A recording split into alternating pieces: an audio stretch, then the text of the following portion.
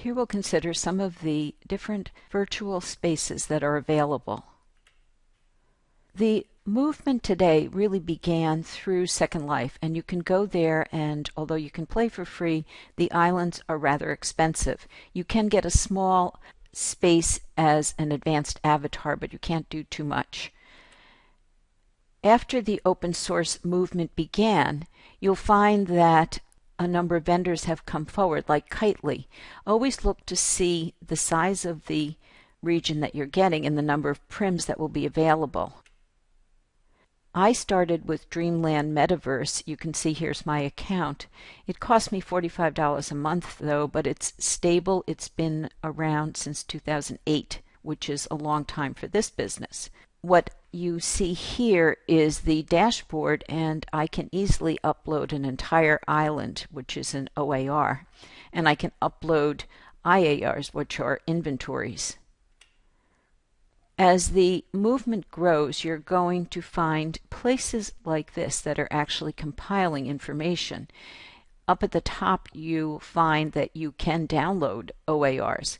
Now, I was looking over to the right, there's an ad. If you click that, you'll find New World Studio that's now available. The prices look very good because these prices are for a year. I haven't tested it myself, though I can't say how actually good it is, but it's something you might consider.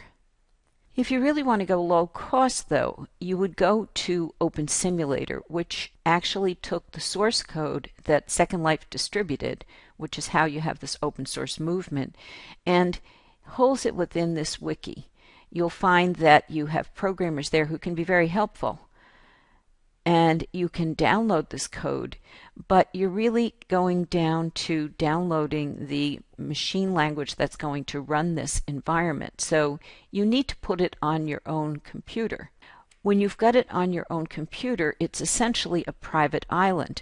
You can, though, going through Open Simulator, upload a connection to their interface, and so you will need to make sure, though, that you've got the right types of firewalls, and some of the communication between your computer and the web need to be set appropriately.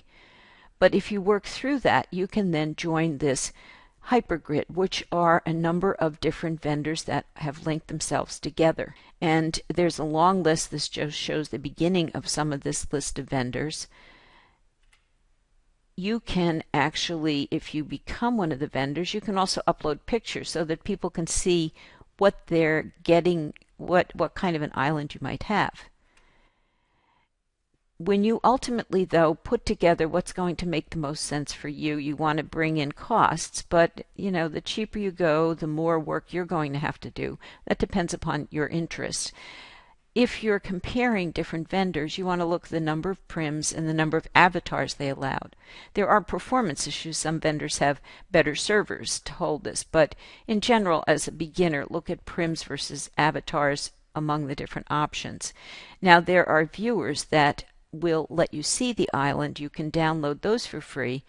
They will give you different ways to work with some of the features on your island, and then you'll also need to decide whether you want a private island, which is the term that Second Life uses, or whether you want to put your island as part of a hypergrid, which means you can move to other vendors as well.